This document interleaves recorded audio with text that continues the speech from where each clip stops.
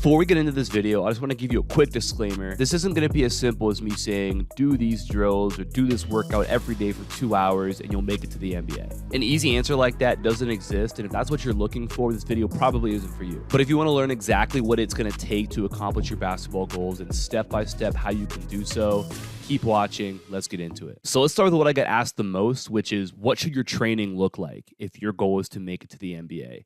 And before I even get to that, there's another question that I get asked usually alongside with that, and it's, well, what did other NBA players do growing up that helped them get to the NBA? And let's start with that question because I think that it is an important question to understand, and I think in most cases, it's actually the wrong question to even ask. Ultimately, I think a lot of times the answer to that doesn't really even apply to most players because a lot of players in the NBA were born to play basketball. When we talk about a insane mix of size, athleticism, movement ability to learn movements and just learn in general. These are the most elite athletes, and a lot of that is genetic. A lot of that is stuff that you can't teach. That's just kind of the baseline that you're born with.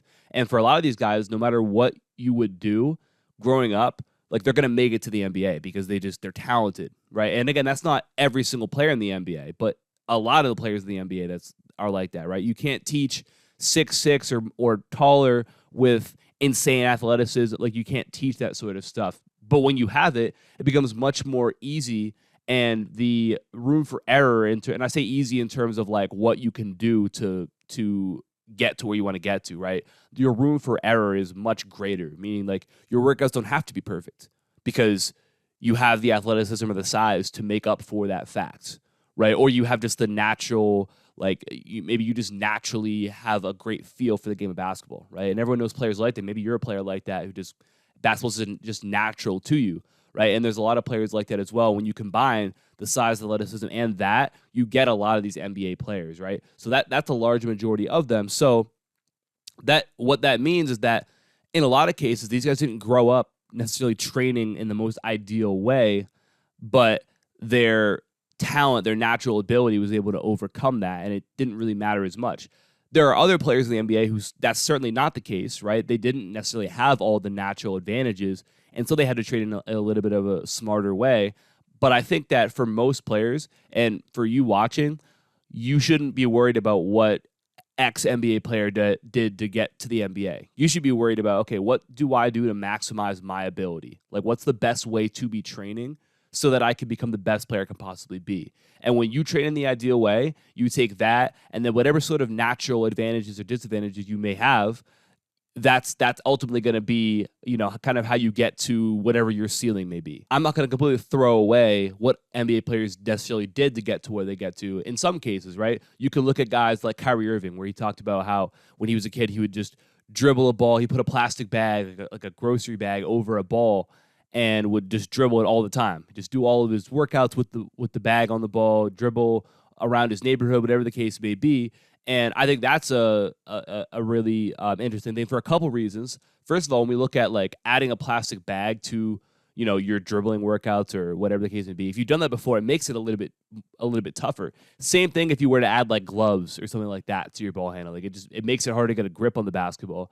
And so I think that can be an interesting thing to do. But I think even more importantly with that example is that Kyrie just spent a ton of time dribbling a ball, right? And it's the same thing with Jamal Crawford, who talked about how growing up he never did any ball handling drills.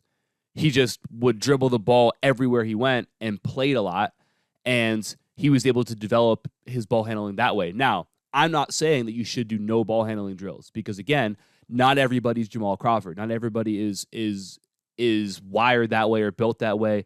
6'5", super athletic. Like, not everybody's like that, right? So not everybody can afford to just not do drills and just go and drill the ball around and make it to the NBA. That's not what I'm saying. But we can take some of those things and look at it and say, okay, when we look at what a lot of NBA players did to get to where they get to, a large part of it, like when you look at the best ball handlers, is they just dribbled the ball a ton. Everywhere they went, they were dribbling a basketball. So we can rationalize and say, hey, you know what? It probably makes sense that the more I dribble a ball, the better I'm going to be at doing said thing, right? So whether that means like, every day you go down to the park and you dribble the ball down there. You get home, dribble it some more. Like, you just have a ball in your hand all the time. Everywhere you go, you're dribbling a ball. If you go somewhere, like, hey, I'm going to have 20 minutes to kill. I'll bring my ball with me and just dribble it around. Like, there are certain things you can do like that a lot of these guys did growing up that absolutely can be helpful. Another thing that a lot of NBA players talk about is how growing up they would play against better, older competition all the time. Like, as kids, they'd be, 13, 14 years old playing against, other kids who are 17, 18 years old, right? Or you might be 15 playing against, like, grown men.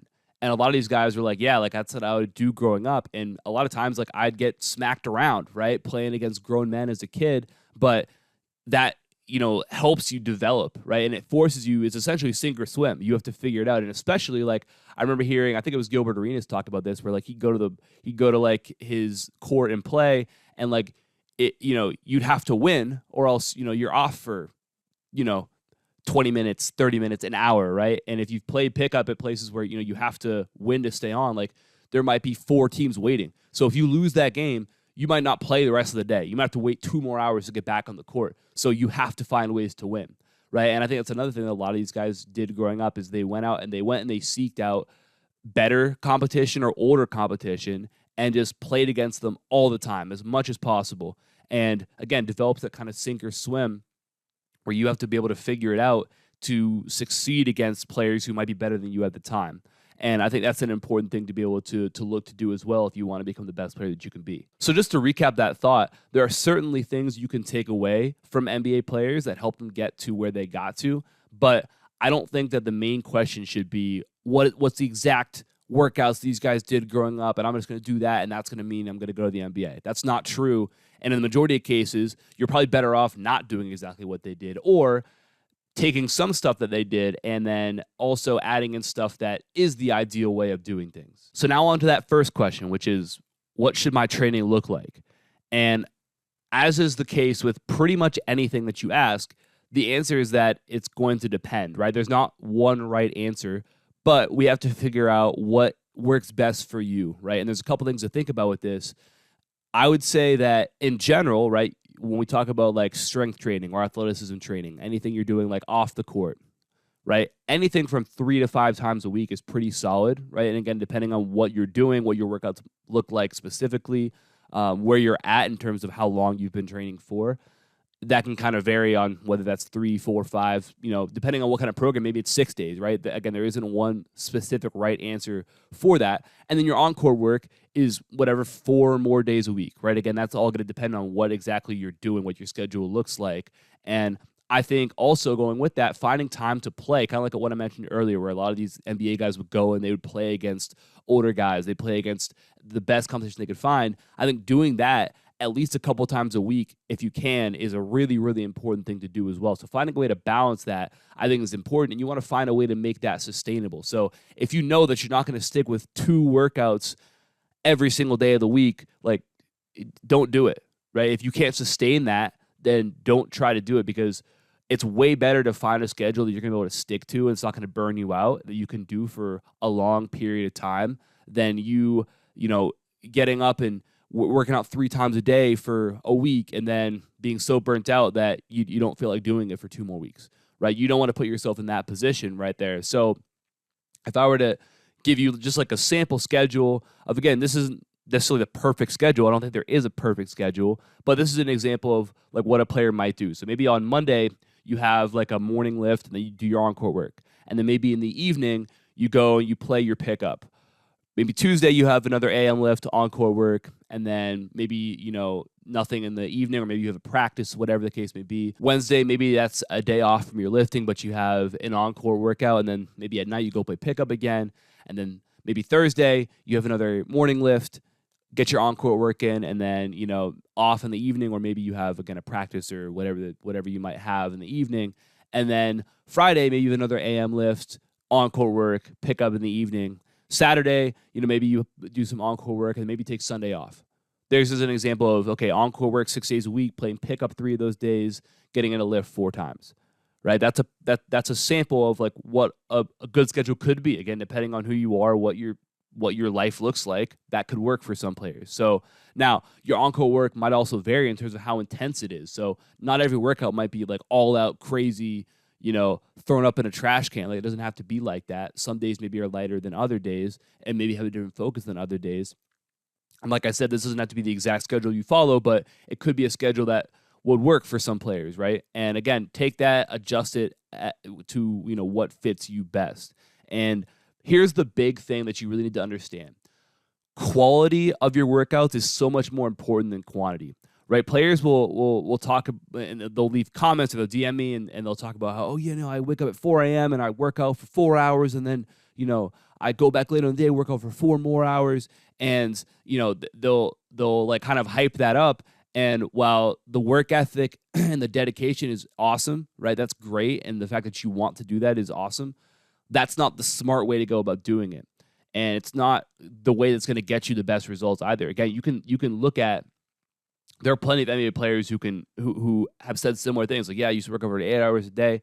And that might work for somebody who has insane natural ability, right? You're going to get better. You're going to be able to succeed because, again, a lot of times these guys are genetically just like, you're born to be good at basketball. 99% of players are not in that category. So doing that is not going to be the most ideal thing. When we look at what the game is, it's essentially an hour of max effort, right? So nobody is putting in max effort for 4 hours in a workout. It's just not going to happen, right? You're not going to be able to do that. So most of that time is wasted. And in fact, you can argue that almost all that time is probably wasted because there probably isn't a ton of time where you're actually going all out because you're going to be there for 4 hours. So you might even be able to argue that workout is just a complete waste of time, as opposed to doing a workout that is shorter but more intense, more focused, and that is what's going to translate way better into a game than just thinking time, right? The more time I'm on the court, the better I'm going to be. Not true. The better your workouts are, the better you're going to be. The more quality your workouts are, the more quality of a player that you're going to be. So how do you make sure that your workouts are high quality? I think the first thing is you need to have a focus, right? So you need to know who you are. You need to be able to assess yourself and know what you need. So what are your strengths? What are you good at? Whether people tell you you're good at, your coaches tell you you're good at it, or you just feel confident doing it, what are you good at? And then what are you not good at? What do you not feel confident doing? What do people tell you that you need to get better at? What do you I think everybody kind of has a feeling for what their weaknesses are, what they don't like to do. So ideally, like knowing like 2 or 3 of those, so 2 or 3 strengths, 2 or 3 weaknesses, like just understanding that, and then focusing on making your strengths elite and then eliminating your weaknesses. That's really what your focus needs to be. When I say with strengths, in order to make it to really any sort of competitive level, right? This could be the varsity level, this could be the college level, obviously professional. There needs to be something that you do that gets you on the court or gets you on a roster.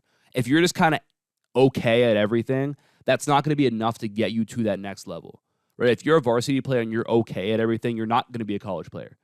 There has to be something that you do that's elite. If you're a college player and you're okay at everything, you're probably not going to be a professional player.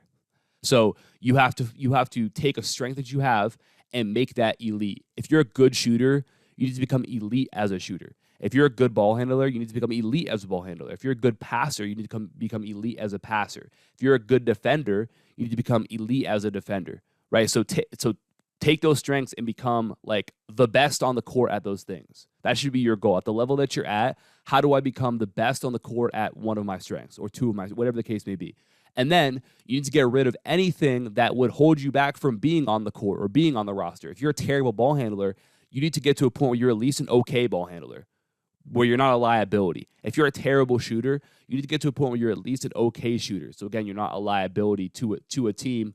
And again, you get rid of things that can keep you off of a roster or keep you off of the court in general. So that's the first thing, is understand your strengths and weaknesses and have a focus in terms of what you want to get better at. The second thing is you need to challenge yourself. There's something called the Goldilocks principle, which, essentially means, when you think about the story of Goldilocks, she goes into the cabin in the woods and, she tastes the porridge, and one was too hot, one was too cold, one was just right. And then there was the chair, one was too tall, one was too short, one was just right. She goes to lay in the beds, one was too firm, one was too soft, and one was just right. You want to be in a position in your workouts where it's just right. So we don't want it to be too difficult where you're failing 80, 90, 100% of the time. But we also don't want it to be too easy where you're succeeding 90, 100% of the time. Because if you're in either of those categories, you're not going to be getting better. You need to be somewhere in the 30 to 70% success rate in your workouts, meaning for a workout, like you might only have 60% of your reps that you might consider good, right? Or successful reps. And 40% might be not great, or you might lose the ball or miss the shot, whatever the case may be with what you're doing. There needs to be failure present in your workouts because there needs to be challenge present. The only way that you get better at something is if you force yourself to get better, because all that improvement is essentially making these different neural connections and increasing that skill, right? Your ability to complete that skill. And your brain is only going to make those improvements if it feels it's necessary. It's very similar to lifting weights. If you go and lift a super light weight that's not challenging for you, you're not going to get stronger because your muscles aren't going to need to adapt to anything. You're already there. You're already enough. So you're not going to get any bigger, any stronger, any faster. But if you challenge yourself with the weight that you're using, you're going to have, like, your body is going to have to build muscle because it's going to need to be able to handle it the next time it sees that stressor. So same thing when it comes to getting better at any sort of skill in basketball. If you're not challenging yourself, you're not failing, there's no reason to improve because you're already there. So, your brain's not going to take up any sort of energy to put into getting better at that skill because why would it? Why would it do that? Right? There's no reason to if you don't give it a reason. So you need to be in that Goldilocks zone where, again, you're only succeeding 30 to 70% of the time. Other than that, you're losing the ball. You're missing some shots. You're, just in general struggling a little bit. And that struggle is what's going to lead to you getting better, right? So we don't want to be succeeding every time. Like the sign of a good workout is not, oh, I made every single shot. That's actually the sign of a workout that probably wasn't very effective at helping you get any better. Right. And unless you're shooting 100% in games, which you probably aren't, you need to be getting better. You need to be finding ways to improve and become a better player. So that's the second thing, is that Goldilocks principle. The third thing is that you need to do drills and workouts that actually translate to you seeing results in games. If you spend all your time doing stationary pounds and then you wonder why you can't handle the ball against pressure, you have to look back at your training. Is it actually preparing you for real game situations?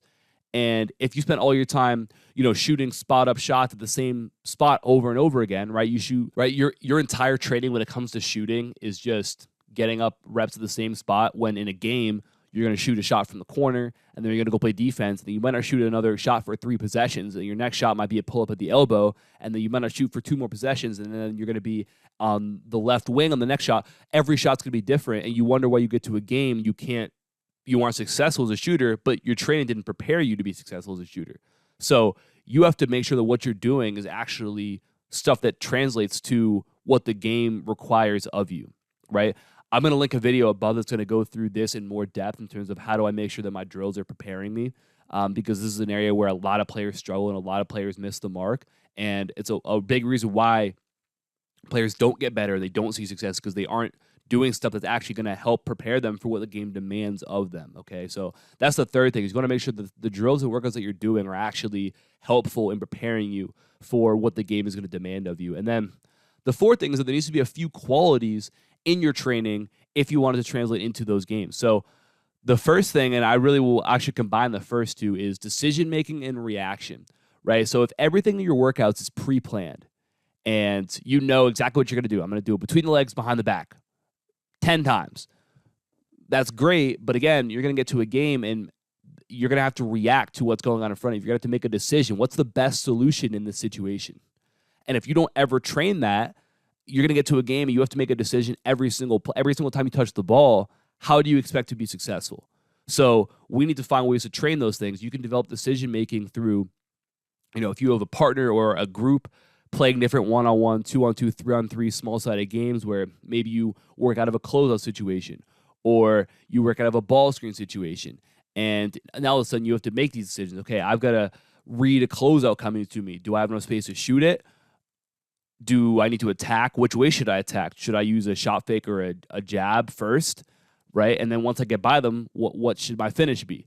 So there's all these different things that go into a situation like that if you don't put yourself in that, you're going to get to a game and be expected to perform when those things are happening, and you're not going to have that practice at making those decisions. So it's important to to work on decision making in those workouts, because again, we want this to translate and apply to the games that we actually play, right, where it actually matters. And then when we talk about the other quality that's important is variability, right? And I think that this is an area that a lot of players are mixing up as well. Going back to that shooting example, if your shooting training is entirely shooting the same shot over and over and over again, and you do that for 20 minutes and that's all you do for your shooting, well, how are you going to shoot well in a game when, again, the shots can be different every time? Shoot one in the corner, next one's a pull-up on the wing, next one's at the top of the key. And then also the type of shot is different every time. Sometimes it's off the dribble or it's off the catch. You're going left, going right. You're leaning a little bit. Your feet are a little bit off. The pass is a little bit high, a little bit to the left.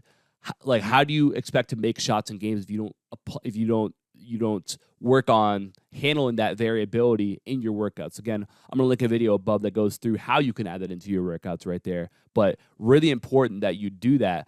And again, that's going to help you to stay into that Goldilocks zone, right, where you're not going to succeed every single time, but it's going to actually translate to better results in games because you're challenging yourself, you're forcing yourself to get better and be prepared for what's actually going to be happening in those games. So when it comes to your workouts, again, the most important thing is the quality of it. Forget how much time you need to spend on the court. Are your workouts actually getting you better, right? Are you focused on making your strengths elite and eliminating those weaknesses? Do you stay in that Goldilocks zone where you're not succeeding every single time, you're not failing every single time, but you're somewhere in the middle of that right there? If you focus on these things, you're going to have great workouts that help you improve. And while we're here, make sure you guys click the top link in my description down below. Get my free Elite Perimeter Scorer program. And that's going to help you with, again, a lot of drills that touch on these exact things right here and just give you an idea of what it's going to take when it comes to your workouts. And obviously, like, the program's going to help you take a big step forward as a player. So check that out, completely free. Top link in the description below. The last thing I'll say when it comes to workouts is that you have to kind of get over your own ego when it comes to workouts. Nobody cares about how you look in a workout. It doesn't matter, right? It doesn't matter if you go into a gym and you struggle. Like, there's players who will go in and they'll be so frustrated because they don't make every single shot. But again, your goal shouldn't be to make every single shot in a workout. If you're making every shot in a workout, you should be making it harder so that you miss more, so that you're forced to improve. Because if there's no struggle, there's no improvement, right? So kind of get over the idea that you need to look good in workouts. The goal is to look good in games. And you look good in games by looking bad in workouts. That's the important thing that a lot of players are missing. A lot of coaches and trainers are missing that too. But it's really important that you understand that concept. And just to simplify things even more, here's a couple things that you can think about. So when you're in open gyms or you're in pickup, wherever you are that you're playing, be willing to work on things that you aren't great at yet or that you aren't comfortable doing, right? We talk about eliminating those weaknesses. Can you find times when you're playing in those games that don't really matter to work on those things, right? So if you know that, like, hey, I'm not super comfortable shooting catch and shoot threes, like, I'm working on it, but I need to get more comfortable, build confidence in games. Do those things when you play pickup, and you do, like, come in with a purpose. Don't just go out and play. Don't just go and be like, oh, I'm just going to pick up for an hour, 2 hours, and that's it. Like, go in there with a purpose. Like, what are you trying to get better at? What are you trying to focus on? If you're trying to become elite at something, you're saying, okay, I want to become, I'm a good shooter. My goal is to become elite as a shooter. So find opportunities to work on that. Like, how can you focus on just doing that thing and becoming better at it? And, okay, I missed a shot in this situation. Why did I miss that? What can I do to better at it next time? Like, be purposeful when you're playing in those games that don't matter. And then you want to also make sure that you're, again, kind of like what I mentioned before, not judging your workouts based on makes and misses, right? You should base your workouts and how successful it is on how much of the time was spent in that Goldilocks zone. So if you were like, yeah, I was in that 50 to 60% success rate the entire time, that's a great workout. And you should be happy with that. If you weren't there, if you were in like that 90% success rate for most of it, then not a good workout. Like, view things that way. The second thing that I think goes along with this and kind of shifting away from the workouts and that side of things is you need to develop the right mentality if your goal is to play basketball at the highest level. So becoming a player who's good enough to get to that point and be successful at that point requires not just the physical ability, though that's the first thing. You need to have that. That's the prerequisite. But it's not just that. You also need a certain level of mental toughness to be able to even get there, right? I think it starts with getting rid of the fear of failure, right? So important to, in order to be the best player possible, you need to have an incredibly high level of confidence and self-belief. And confidence comes from having the belief that you have what it takes to be successful in a certain situation. So if you've driven to the gas station down the street 200 times, you're probably going to be pretty confident on the 201st time that you're going to be able to make that drive down there because you've already done it 200 times. You've been successful 200 times. So the 201st time, you're probably going to be pretty confident in yourself. You're probably going to have a lot of belief that you have what it takes to be able to complete that. So the same concept applies to basketball. Do you have the belief that you have what it takes to be successful? And if you don't, how do you gain this? Well, obviously it starts with the work that we just talked about, right? Making sure that you're doing the right things. Your workouts are high quality so that you're being challenged and being prepared for games. But there's actually another step you need to take past this. And I think it becomes honestly crucially important to this because if you don't do this, you're not going to, like, the work doesn't matter. You can do all the work in the world. It does not matter if you don't do this. And that is by forcing yourself to do these things, right? There's a difference between doing something in a workout, as good as that workout might be, and then doing it in a game where you have a coach, you have teammates, there's reps, there's a clock, there's fans. All this pressure is involved. That's way different than doing it in a workout where really the stakes aren't close to as high, right? Forget the fact that at a game you might have scouts watching, you might have coaches watching, whatever the case. Like, there's way more at stake in a game than there is in practice. So a lot of players will get better and they'll put in the time, but then they get stuck because they get to games and they're like, well, I'm not doing the things that I worked on, right? And maybe you felt that way. This is the uncomfortable aspect of this. You have to, when you improve, right, you've become a new player, right? You've added something to your game. You've improved something with your game. You might physically have the ability to do that way better, but mentally, you have to go and prove to yourself that you can do it, right? So you might have the physical ability, but until you go and actually do it, you're not going to have the confidence that goes with that because you haven't seen yourself be successful in a game yet. So you don't know, like, you're not going to have that belief that you have what it takes to be successful because you haven't been successful at it yet. So what that means is that, let's say you've improved your three-point shot, and maybe you went from being like a bad shooter to being a good shooter. Well, you spent your entire career up to this point being a bad shooter, meaning your thought process was that of a bad shooter. Now maybe you're not that, but mentally, it's going to take a little bit of work for you to flip that switch and go from, oh, I'm not a very good shooter to, oh, I'm a good shooter and I need to hunt my shots. So what that means, you're going to have to go into games and be conscious of the fact that, hey, I might have to force myself to, like, take some risk here because this is going to be new. This is going to be familiar. It's not second nature for me yet to just go out and make these plays because it's new to me. If you've become a better ball handler, you might have to force yourself to take a little bit more risk with the ball because now you have the physical ability, but you might not have the self-belief to match it yet because you haven't done it in a game.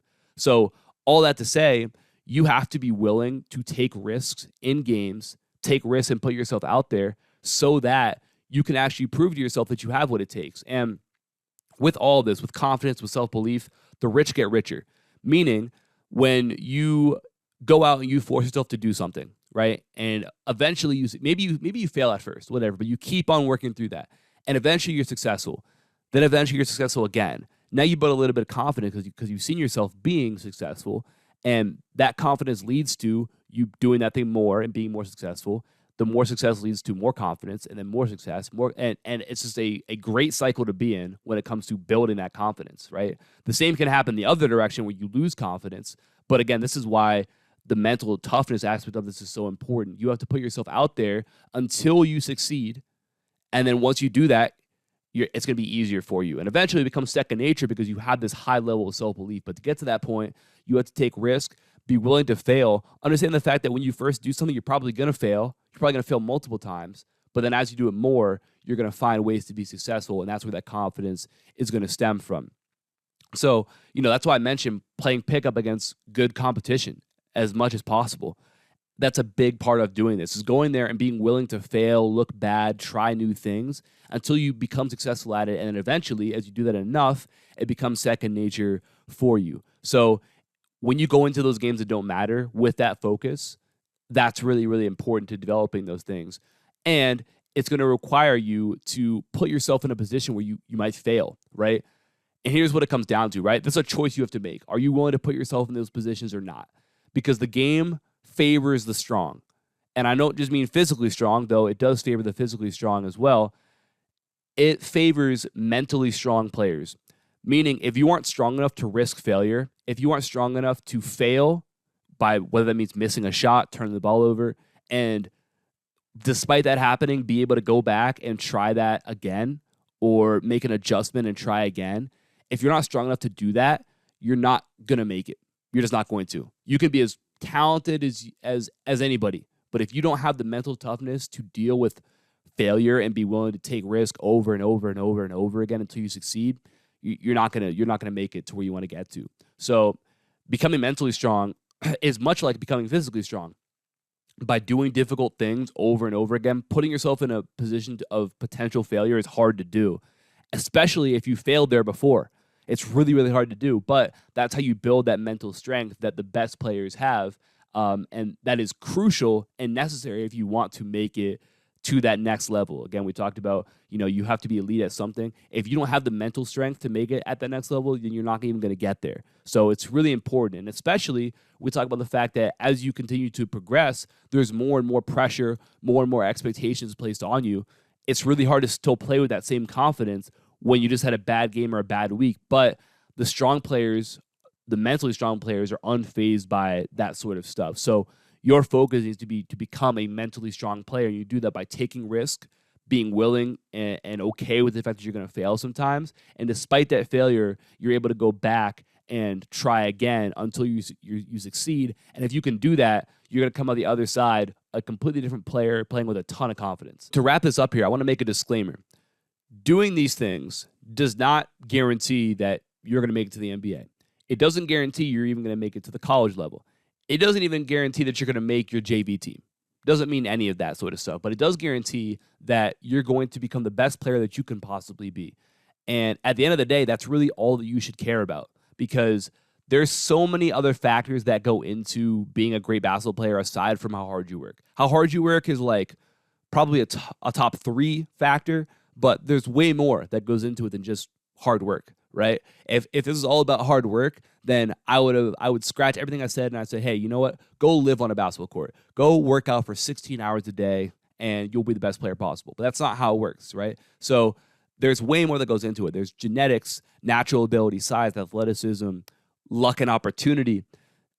A ton of things that are outside of your control that also play a big part in not only how successful you're going to be, but what your ceiling is, where you can actually make it to. But those being out of your control, you shouldn't pay it much attention, right? You shouldn't pay it any mind. You shouldn't pay it any sort of your attention, because there's nothing you're going to do about it, right? You kind of are what you are. So focusing on the quality of your training, making your strengths elite and eliminating your weaknesses, developing yourself athletically off the court with your strength and athleticism workouts, becoming mentally strong by taking risks and being okay with the fact that you're going to fail, being able to try again in spite of failure, and being able to forget and move on to the next play regardless of what happens. Those are where your focus should lie, because that's how you maximize what you're capable of doing. And I'll say this, I'm 100% sure that somebody watching this video is going to make it to that highest level, but you're not going to know that until you make sure that you're focusing on what you can control and you do those things at an elite level. So if you enjoyed this video, drop a like, subscribe if you're new. Make sure you guys check out all the videos that I linked throughout this video, because they're going to help you, understand these things even more and be able to apply them even better to what you're doing right now. I appreciate you for watching. Like I said, drop a like, subscribe if you're new. I'll talk to you soon. Peace.